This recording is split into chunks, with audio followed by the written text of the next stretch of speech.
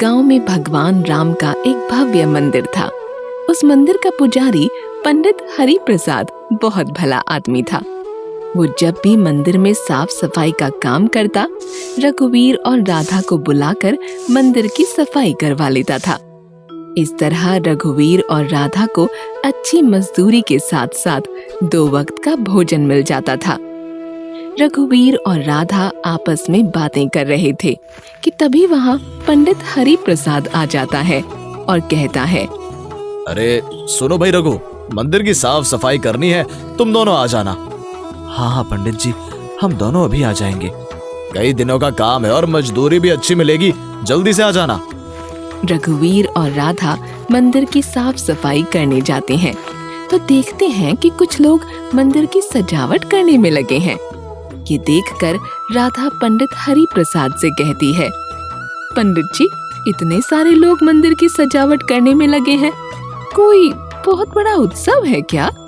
हाँ, बहुत बड़ा उत्सव है। 2 दिन बाद रामनवमी का त्योहार जो आने वाला है। रामनवमी का त्योहार, उसका क्या महत्व है पंडित जी? ये सुनकर पंडित हरि प्रसाद भगवान राम का स्मरण करते हुए कहते हैं, रामनवमी को हमारे आराध्य परम पूजनीय मर्यादा पुरुषोत्तम भगवान श्री राम का जन्म हुआ था। हिंदू धर्म शास्त्रों के अनुसार त्रेता युग में धरती पर रावण के अत्याचारों से चाहूं और हाहाकार मच गया था। इसी कारण रावण के अत्याचारों को समाप्त कर धर्म की पुनर्स्थापना हेतु भगवान विष्णु ने मृत्यु लोक में श्री राम के रूप में अवतार लिया था। श्री राम का जन्म चैत्र शुक्ल नवमी को पुनर्वसु नक्षत्र में कर्क लगन में रानी कौशल्या की कोख में राजा दशरथ के घर हुआ था। पूरी कथा सुनाओ ना पंडित जी। हाँ पंडित जी, पूरी कथा सुनाओ ना, हमें रामनवमी के महत्व को जानने की बड़ी इच्छा है। राजा दशरथ अयोध्या के राजा थे। उनकी 3 रानियां थीं, कौशल्या, कैकेयी और सुमित्रा। उन तीनों से कोई संतान पैदा न होने के कारण राजा दशरथ बहुत परेशान रहते थे। एक दिन ऋषि वशिष्ठ उनके पास आकर कहने लगे, महाराज, मेरी मानी और पुत्र कामेष्ठी यज्ञ संपन्न करवाइए। इस यज्ञ को करने से आपको अवश्य पुत्र प्राप्ति होगी। ऋषि वशिष्ठ के कहने पर राजा दशरथ पुत्र कामेष्ठी यज्ञ करवाने के लिए तैयार हो जाते हैं। वे इस यज्ञ को संपन्न करवाने के लिए महर्षि श्रंग से अनुग्रह करते हैं। महर्षि श्रंग उनका अनुग्रह स्वीकार कर पुत्र कामेष्ठी यज्ञ संपन्न कराते हैं और यज्ञ के दौरान हवन कुंड की अग्नि से एक दिव्य पुरुष खीर का कटोरा लेकर प्रकट होता है। महर्षि श्रंग खीर की एक कटोरी तीनों रानियों को देते हुए कहते हैं, आप तीनों ये खीर को खा लेना, इसे खाने से आप तीनों की गोद अवश्य भर जाएगी। राजा दशरथ की तीनों रानियां वह खीर खाने से गर्भवती हो जाती हैं और फिर 9 मास बाद तीनों रानियां 4 पुत्रों को जन्म देती हैं। बड़ी रानी कौशल्या श्री राम को, कैकेयी भरत को और सुमित्रा लक्ष्मण और शत्रुघ्न को जन्म देती है। नील वर्ण चुंबकीय आकर्षण वाले अत्यंत तेजोमय, परम कांतिवान और सुंदर बालक राम की अद्भुत छवि देखकर सभी हैरान रह जाते हैं। कैसा अद्भुत है राम! महारानी कौशल्या तो बड़ी भाग्यवती हैं। राम की सुंदरता के सामने तो हर सुंदरता फीकी लगती है।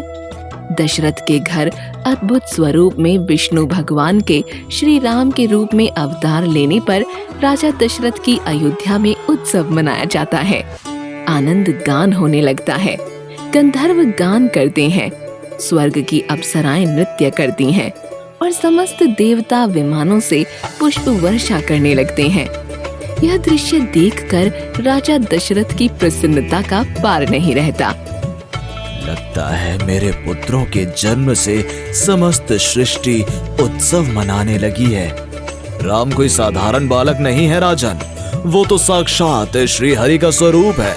इसी कारण उनके जन्म में समस्त सृष्टि उत्सव और आनंद की लय में मग्न हो गई है।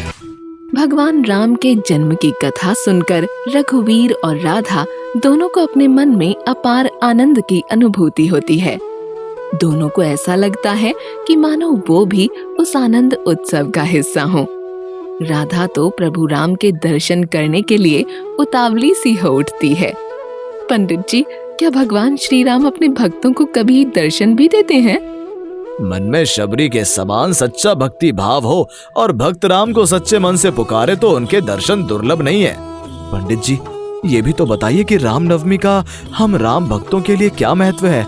ये सुनकर पंडित हरि प्रसाद रामनवमी का महत्व बताते हुए कहते हैं, रामनवमी के दिन व्रत रख विधि विधान से भगवान राम की पूजा अर्चना करने से घर में समृद्धि आती है और मनोवांछित फल की प्राप्ति होती है।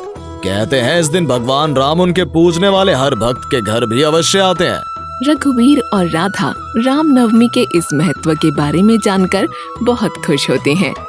रघुवीर मन ही मन सोचता है, मैं रामनवमी का व्रत कर भगवान राम से प्रार्थना करूंगा कि वो मेरे भाई सौमित्र को सद्बुद्धि दे ताकि वो मुझ गरीब के पास लौट आए। उधर रामनवमी की कथा सुनने के उपरांत राधा तो भगवान राम की शबरी के समान भक्तिनी ही बन गई थी। उस पर तो बस एक ही धुन सवार थी, जब राम जी शबरी के घर आ सकते हैं तो मेरे घर भी तो जरूर आ सकते हैं। मेरी भक्ति और आस्था उनको मेरे घर पधारने के लिए अवश्य विवश कर देगी। हाँ। उस दिन के बाद रघुवीर और राधा सब काम छोड़कर राम की भक्ति में लीन हो जाते हैं। रामनवमी के दिन दोनों व्रत रखते हैं और विधि पूर्वक पूजा अर्चना करते हैं। राधा तरह तरह के फल और मिठाइयाँ लेकर एक थाल में सजाती है। उसे फल और मिठाइयाँ सजाते देख रघुवीर कहता है, तुम फल और मिठाइयों का थाल किसके लिए सजा रही हो राधा? अपने श्री राम के लिए, और किसके लिए?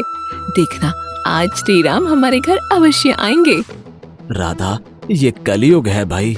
व्रत श्रद्धा भक्ति तो ठीक है, किंतु ये सोचना कि भगवान राम तुम्हें शबरी समझकर दर्शन देने आएंगे, तुम्हारा भ्रम ही कहूँगा। ये सुनकर राधा रघुवीर से नाराज हो जाती है और उसको झिड़कते हुए कहती है, आप तो चुप ही रहिए, मुझे पूरा विश्वास है कि वे जरूर आएंगे। शाम होते ही राधा घर के द्वार से सड़क तक फूल बिछाती है और फिर दोनों तरफ घी के दिए जलाकर फल और मिठाइयों का थाल सामने रख राम के आने का इंतजार करने जमीन पर बैठ जाती है। उसे ये करते देख रघुवीर मन ही मन प्रार्थना करता है, हे मर्यादा पुरुषोत्तम राम, अपनी इस शबरी की भी लाज रखना प्रभु, इसे दर्शन देने जरूर आना। रात गहराती जाती है, चारों तरफ सन्नाटा छा जाता है। राधा भगवान राम के आने की प्रतीक्षा में जागती रहती है, किंतु रघुवीर बिना अन्न जल ग्रहण किए ही सो जाता है। आधी रात को रघुवीर की नींद खुलती है तो वो राधा के पास आकर कहता है, राधा, अपने साथ साथ मुझे भी भूख से तड़पाकर क्यों मार रही हो? आप खाना खाकर सो जाइए, मैं तो श्री राम के दर्शन करके ही अन्न जल ग्रहण करूंगी। राधा की ये हठ देखकर रघुवीर को उसके पागलपन पर तरस आता है। उसे लगता है कि राधा की भक्ति व्यर्थ ही जाएगी। जो भगवान श्री राम धनवानों के घर स्वादिष्ट पकवानों का भोग ग्रहण करने के लिए स्वयं नहीं पधारते, वे भला हम गरीबों के साधारण से फल और मिठाइयों का भोग स्वीकारने के लिए कहाँ आएंगे? किंतु वो राधा के मन और विश्वास को ठेस नहीं पहुंचाना चाहता था, इसीलिए उसका मन रखने के लिए वहीं उसकी बगल में बैठ जाता है। कुछ देर बाद दोनों बैठे बैठे झपकियां लेने लगते हैं और उनकी आंख लग जाती है। उसी समय श्री राम अपने अनुज लक्ष्मण के साथ वहां आते हैं और राधा से कहते हैं, राधा, उठो राधा, लो हम आ गए। मैं दशरथ नंदन राम और ये मेरे भ्राता लक्ष्मण। भगवान श्री राम और लक्ष्मण को देख राधा गदगद हो जाती है और रघुवीर को जगाते हुए कहती है, अरे उठो, जल्दी से उठो, देखो ना हमारे घर श्री राम और लक्ष्मण पधारे हैं। राधा के जगाने पर रघुवीर उठता है और अपने सामने साक्षात श्री राम और लक्ष्मण को देखकर भौचक्का रह जाता है। वो श्री राम की जय जयकार करने लगता है। श्री राम उनसे कहते हैं, भगवान तुम्हारे घर पधारे हैं भक्त, क्या कुछ आओ भगत नहीं करोगे? प्रभु, हम गरीबों के पास जो भी है वही आपके भोग के लिए समर्पित है। ये कहकर राधा श्री राम और लक्ष्मण को अपने हाथों से फल और मिठाइयाँ देती है और वे दोनों बड़े चाव से खाते हैं। फिर जैसे ही सुबह होती है और रघुवीर और राधा जागते हैं तो दोनों एक दूसरे को हैरत से देखने लगते हैं। राधा, क्या श्री राम और लक्ष्मण सचमुच हमारे घर आए थे या मैंने कोई सपना देखा था? मैंने तो अपने हाथों से प्रभु राम को फल और मिठाइयाँ खिलाई थी जी, फिर ये सपना कैसे हो सकता है? ये कहते हुए उनकी दृष्टि उसी फल और मिठाइयों वाले थाल पर पड़ती है तो वे हैरान रह जाते हैं। थाल हीरे जवाहरात और बेशकीमती मोती मणियों से भरा हुआ था। ये देखकर रघुवीर और राधा को विश्वास हो जाता है कि सचमुच उनके घर श्री राम पधारे थे। इस चमत्कार को देखकर भगवान राम के प्रति उनकी आस्था और भक्ति और अधिक गहरी हो जाती है। वे दोनों भगवान राम का स्मरण करने लगते हैं। जय श्री राम, जय श्री राम। तभी एकाएक रघुवीर का मन दुखी हो जाता है और वो भगवान राम से शिकायत करने लगता है। प्रभु, धन के इस बहुमूल्य खजाने की जगह मेरे सौमित्र को मुझे लौटाते तो मेरे मन को सच्चे सुख की अनुभूति होती, किंतु रघुवीर ये सोच ही रहा होता है कि उसी समय दरवाजा खड़कने लगता है और सौमित्र की आवाज सुनाई देती है। भैया, रघुवीर भैया, दरवाजा खोलो। भैया, मैं सौमित्र हूँ, मैं घर लौटकर आ गया हूँ। रघुवीर भागकर दरवाजा खोलता है और सौमित्र को देखकर फूला नहीं समाता।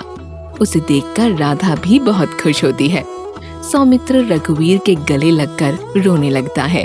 भैया, मुझे मेरी भूल के लिए क्षमा कर देना, मैंने आपका दिल दुखाया, अब मैं आपको छोड़कर कहीं नहीं जाऊंगा। सौमित्र की ये बात सुनकर रघुवीर भगवान राम का स्मरण करते हुए मन ही मन उनका धन्यवाद प्रकट करते हुए कहता है। हे मर्यादा पुरुषोत्तम राम, आपकी कृपा से तो मेरा जन्म ही सुधर गया, मेरा भाई मुझे मिल गया। बस इतनी कृपा करना कि प्रभु ये आपके लक्ष्मण जैसा भाई बनकर दिखाए। उस दिन के बाद सौमित्र सचमुच लक्ष्मण जैसा भाई साबित होता है। प्रभु राम की कृपा से उनके घर धन का भंडार तो भर ही गया था। इसी धन से वो गांव के गरीब बच्चों के लिए एक स्कूल खोल देते हैं। साथ ही वे गांव में एक अस्पताल भी खोलते हैं ताकि गांव के गरीबों को मुफ्त में इलाज सुविधा मिल सके। राधा और रघुवीर गांव के मंदिर में भगवान राम की विशाल प्रतिमा स्थापित करवाते हैं और अपना सारा जीवन उनकी भक्ति और जन सेवा में समर्पित कर देते हैं।